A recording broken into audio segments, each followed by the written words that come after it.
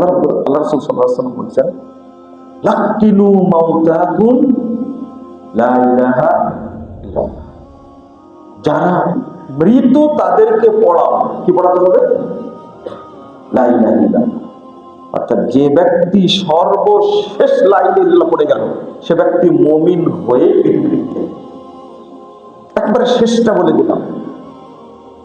তাহলে আধা ঘন্টা আগে না, মৃত্যুর 1 ঘন্টা আগে না, মৃত্যুর 5 ঘন্টা আগে না, মাউতাকুম, মরেই যাচ্ছে আর ফিরবে না, একবারে শেষ মুহূর্তে যদি খালি বলে লা ইলাহা ইল্লাল্লাহ, আল্লাহ তাকে জান্নাত প্রমাণ হয়ে গেল, সে মুমিন হয়ে চলে গেল।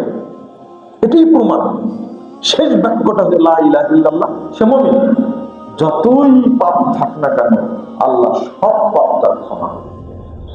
আল্লাহ তার পাপের দায়িত্ব নিয়ে নেবেন, আল্লাহ তার ঋণের দায়িত্ব নিয়ে নেবেন। এতটা পাওয়ারফুল। কিন্তু মৃত্যুর আগ মুহূর্তে এটা বলার সাহস সবারই। এই জন্য লা ইলাহা এই বাক্যটাতে কোন নুকতা আছে? আছে? যে কোনো নুকতাওয়ালা অক্ষর উচ্চারণ করতে জিহ্বাতে ভারী হয়, মৃত্যুর আগে যেন বান্দা লা ইলাহা ইল্লাল্লাহ পড়তে কষ্ট বোধ না করে, এই বাক্যর কোন শব্দে নুকতাওয়ালা অক্ষর আল্লাহ সহজ করে দিয়েছেন। আলহামদুলিল্লাহ। বন্ধুরা আমার, কোরআন এবং হাদিসের আলোকে বেশ কিছু গুণাবলী বর্ণিত হয়েছে মুমিনের, এইগুলো আমরা এখন শুনে নেব ইনশাআল্লাহ। এক জায়গাতে সূরা আল মুমিনুন 1 থেকে 11 নম্বর আয়াতের মধ্যে একই সঙ্গে 6টি গুণ উল্লেখ করা হয়েছে। অন্যভাবে সূরা ফুরকান উল্লেখ করা হয়েছে। 6টি গুণের মধ্যে আল্লাহ রাব্বুল আলামিন বলেছেন, কদ আফলাহাল মুমিনুন, মুমিনরা সফল হয়ে গেছে, কামিয়াবি হয়ে গেছে। এই কামিয়াবি বলতে মুমিন ব্যক্তি দুনিয়াতেও সফলতা অর্জন করেছে, পরকালেও সফলতা অর্জন করে ফেলেছে। অর্থাৎ মুমিন ব্যক্তি মারা যাওয়ার সাথে সাথে আল্লাহ রাব্বুল আলামিনকে দেখতে পাবে। সাথে সাথে মারা গেছেন, আল্লাহর সাথে সাক্ষাৎ হয়ে যাবে। এই জন্য বলছেন আফলাহ, সে সফল হয়েই গেছে।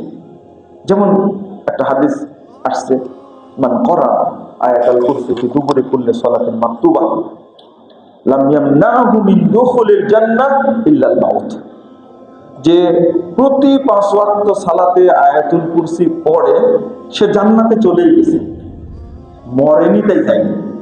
তাহলে বুঝা গেল লোকটা জান্নাতি, মরলেই কোথায় যাবে? জান্নাতে চলে যাবে। তাহলে বুঝা যাচ্ছে আফলাহ শব্দ ব্যবহার করেছেন মানে ও সফল হয়েই গেছে।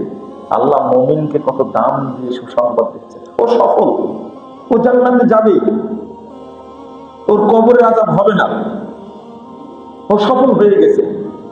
শুধু মরলেই আল্লাহর সাথে সাক্ষাৎ করবে, মরলেই কোথায় যাবে? জান্নাতে চলে যাবে। 1 নম্বর, আল্লাযীনা হুম ফি সালাতিহিম খাশিউন। 1 নম্বর, মুসল্লি বলেননি শুধু, যারা সালাত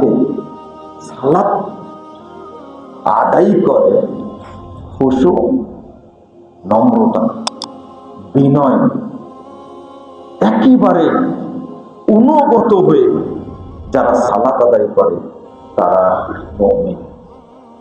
শুধু মুসল্লিদেরকে মুমিন বলছেন না, যারা সালাতে খুব নমনীয়, খাশি। আর যে ব্যক্তির সালাতে খুশু থাকে না, ওই ব্যক্তির সালাত আল্লাহ তাআলা কবুল। খুবই নমনীয় হয়ে একাগ্রতার সাথে সালাত আদায় করতে হবে। মানে আপনি সালাত করছেন কিন্তু আপনার মন চলে গেছে বাজারে, নিউ মার্কেটে। আপনি সালাত আদায় করা অবস্থায় সালাম ফিরানোর পরে মনে হলো এখন মসজিদে আছে, তার আগ পর্যন্ত সালাতে কি মসজিদের বাইরে ছিলেন, এটাকে খুশু বলে না।